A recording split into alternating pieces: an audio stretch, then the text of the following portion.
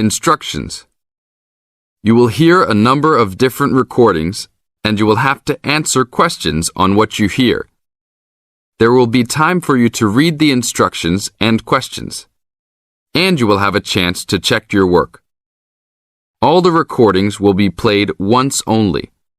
The test is in 4 sections. Write all of your answers in the listening question booklet. At the end of the real test, you will be given 10 minutes to transfer your answers to an answer sheet. Now turn to section 1. First, you have some time to look at questions 1 to 5.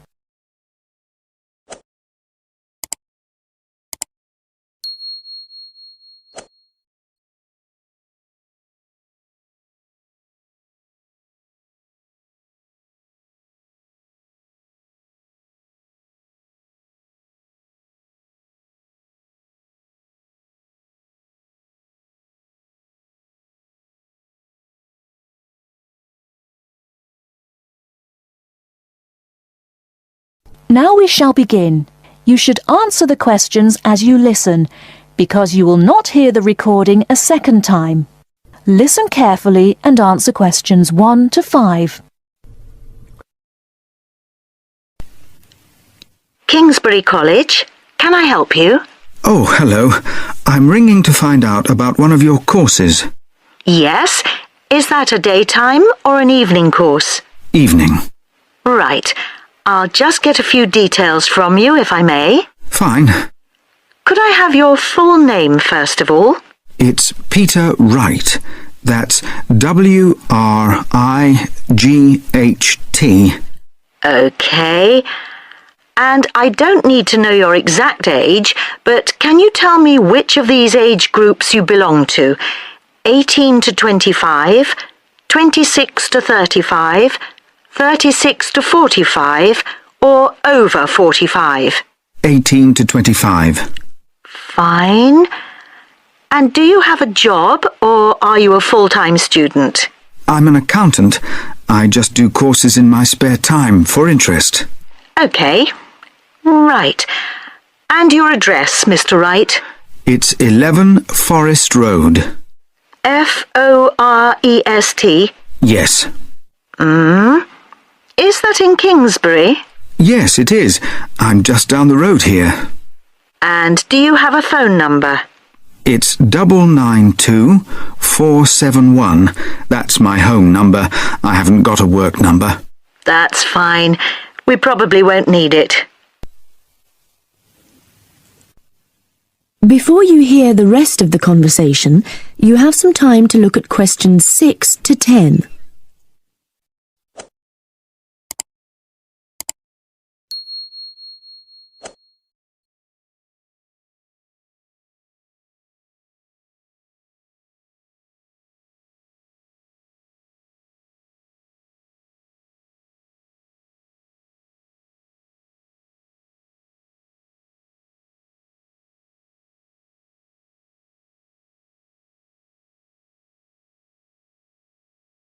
Now listen and answer questions 6 to 10. Now, you want to register for a course.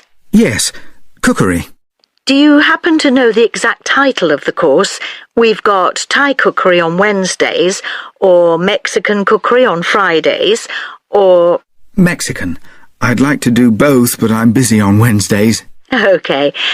Well, you can always do the other one next term, I suppose.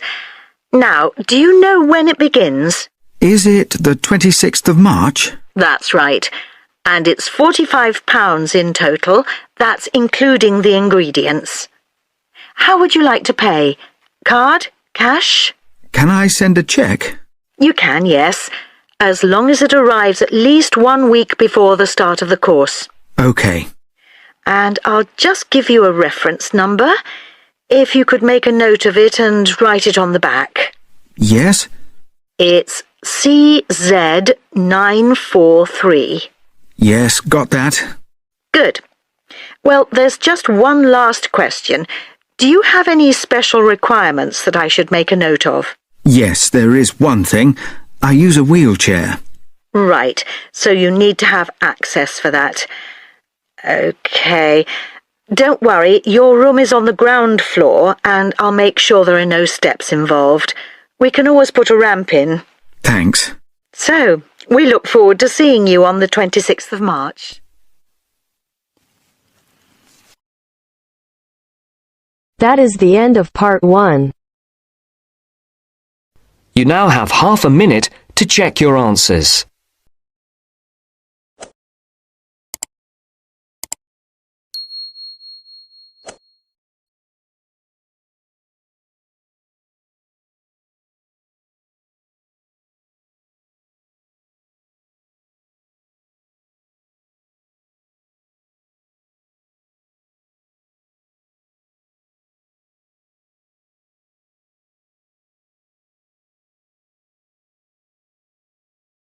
Now turn to Section 2.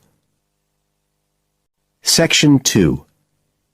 You will hear a tour guide talking to a group of tourists who are visiting a historic town on the east coast of the USA. First, you have some time to look at questions 11 to 17.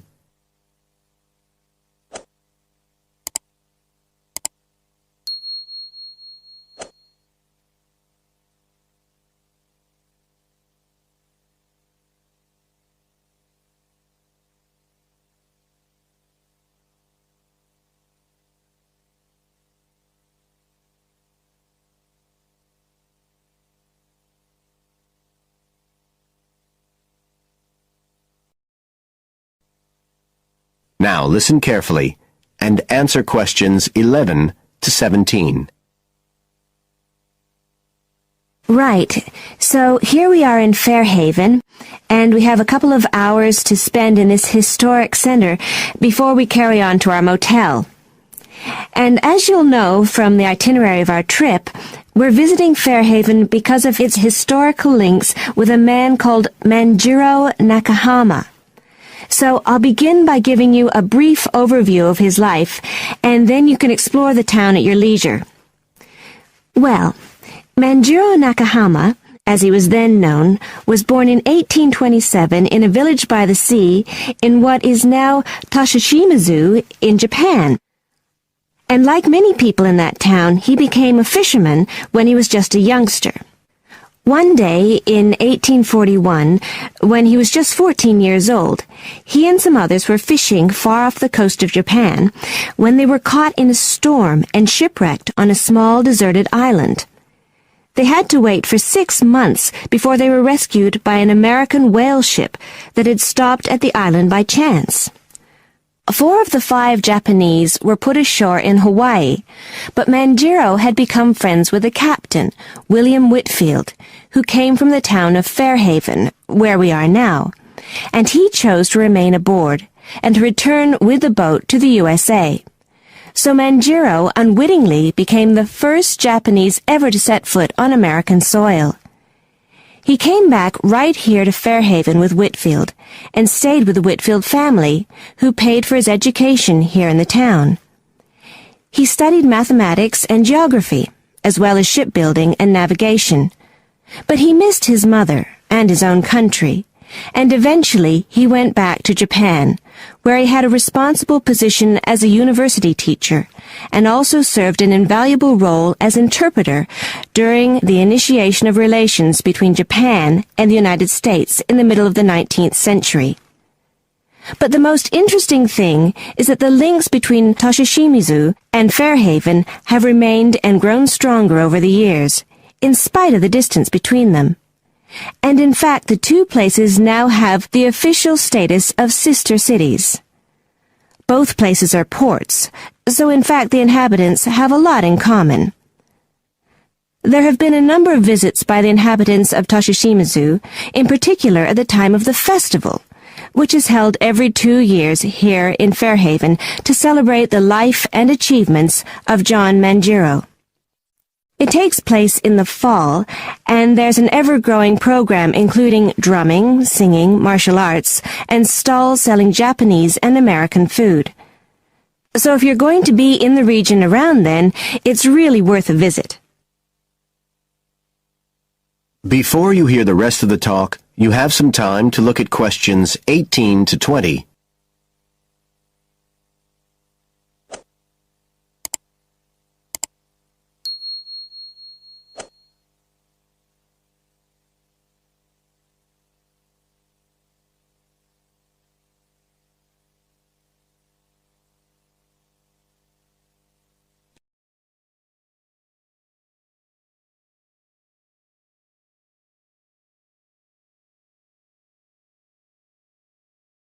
Now listen and answer questions 18 to 20. Now, many of the buildings that Manjiro Nakahama knew in Fairhaven are still standing today. And so if you'd just like to hand round some copies of this map, I'll suggest the best route to follow to see them. Okay, so if you look at the bottom of the map, you can see the Millicent Library, and that's where we are now. Now, to follow the John Manjiro Trail, you go out of here along Center Street, and then head up Main Street until you get to Pilgrim Avenue. Go down there and turn right at the end. Go straight on, and just on the corner with Oxford Street, you'll see a 2-story house.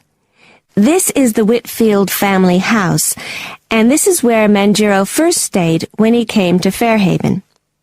It's still a private residence, so please respect the owner's privacy.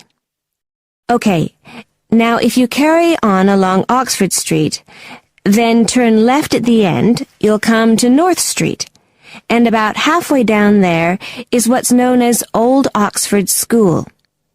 This was the very same school that Manjiro attended when he lived here. It was considered to be the best school in town because of the quality of the building. Unusually, it was built of stone, and the quality of the teaching. Nowadays, it's usually closed, except on special occasions. Go on to the end of North Street and turn the corner onto Adams Street. If you follow the road down back towards the library, you go round a couple of sharp bends, and on the second of these, you can see the School of Navigation, which Manjiro also attended. And if you follow the road on, you'll soon find yourself back here at the library. And I'd suggest you spend some time looking around that too, if you have any time left. Right. Now, does anyone have any questions? That is the end of Section 2. You now have half a minute to check your answers.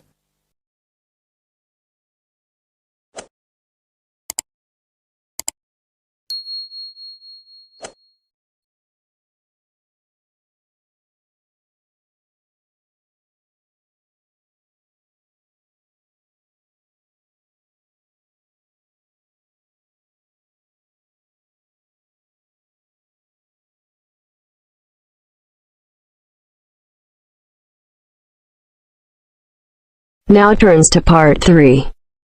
Part 3. You will hear a conversation between a student, Kayana, and a professor about an assignment. First, you have some time to look at questions 21 to 27.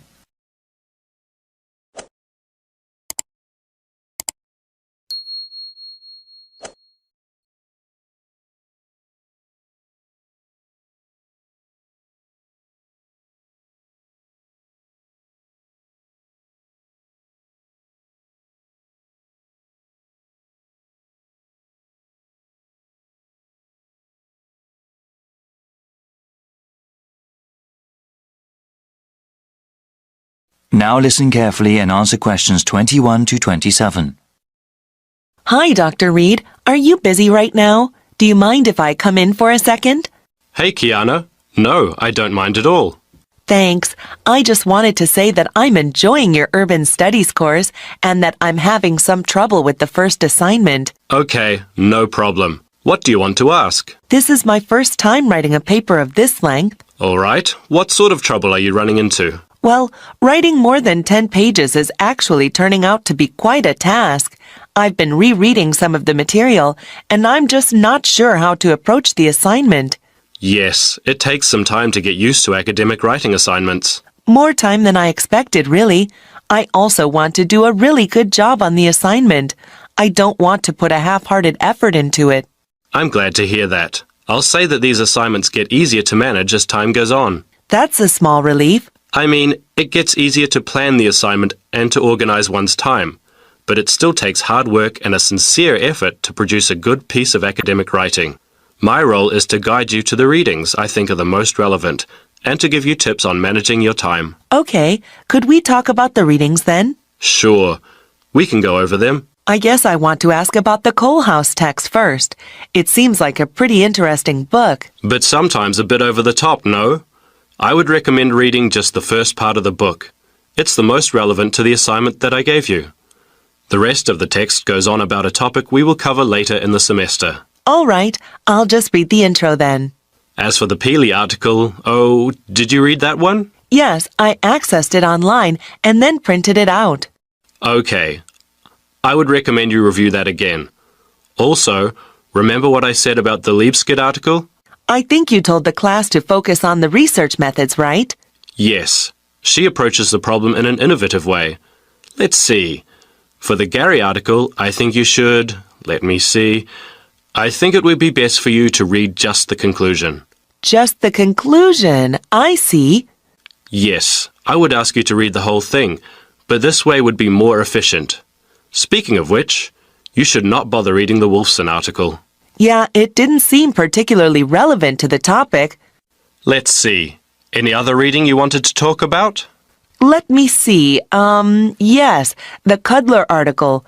What do you think of that one? Ah, yes. How could I forget? That one is pretty central to the topic. I really think you must go over it again. Before you hear the rest of the conversation, you have some time to look at questions 28 to 30.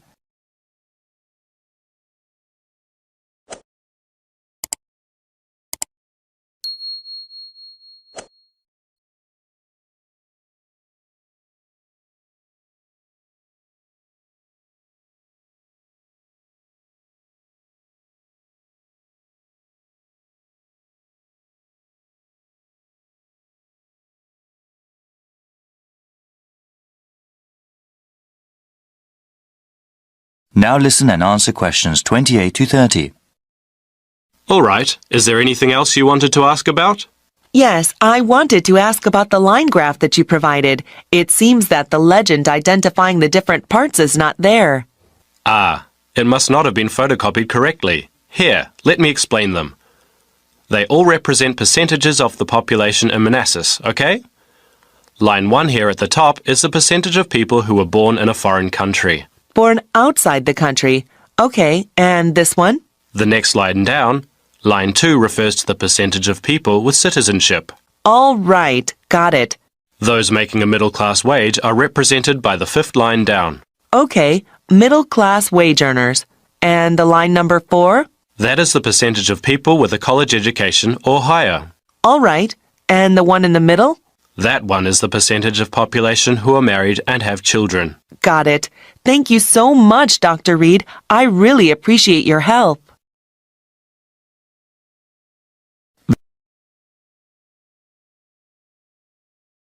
That is the end of part 3. You now have half a minute to check your answers.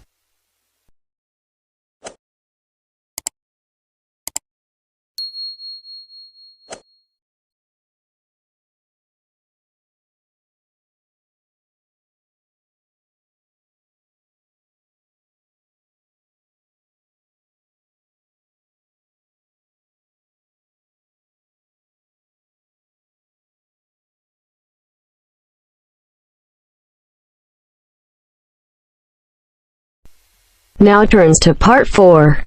Part 4. You will hear part of a careers advice talk on working freelance. First, you have some time to look at questions 31 to 40.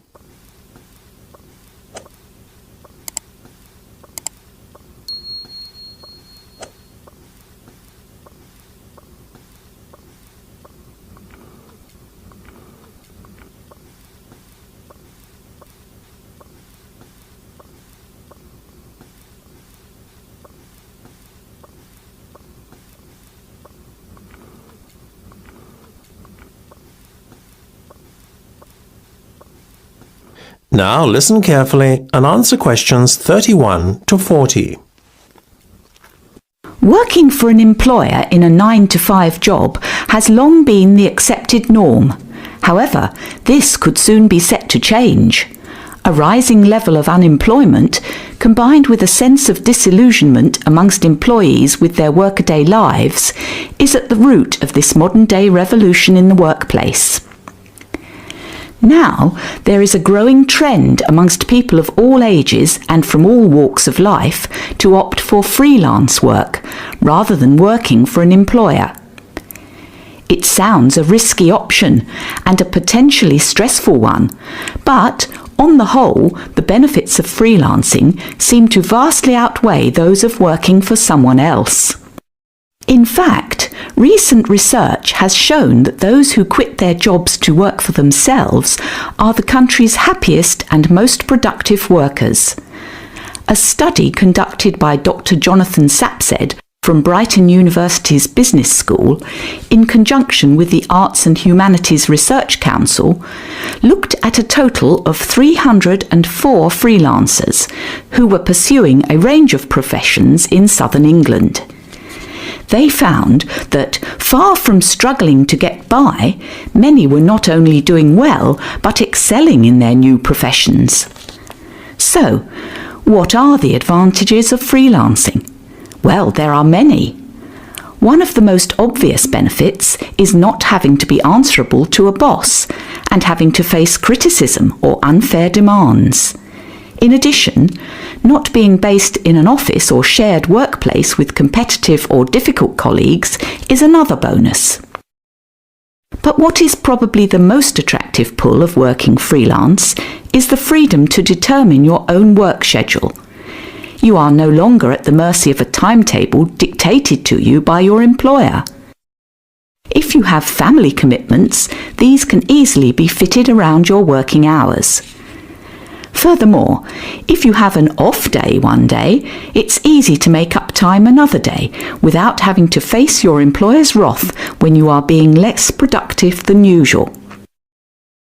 Those who work in creative and digital industries stand to benefit most from working freelance. In these fields, workers are at liberty to choose their ideal working location, as they are not restricted to working in a set place. It really is an ideal lifestyle that many would aspire to if they were more aware of the options available to them. Lastly, to add to an already convincing list of benefits from doing freelance work, there is the financial reward. Freelancers typically work a 38-hour week and earn a median wage of £43,000, well above the national average of £25,000, and are happier than other workers. It seems that people are now catching on to the myriad benefits that come with working as a freelancer.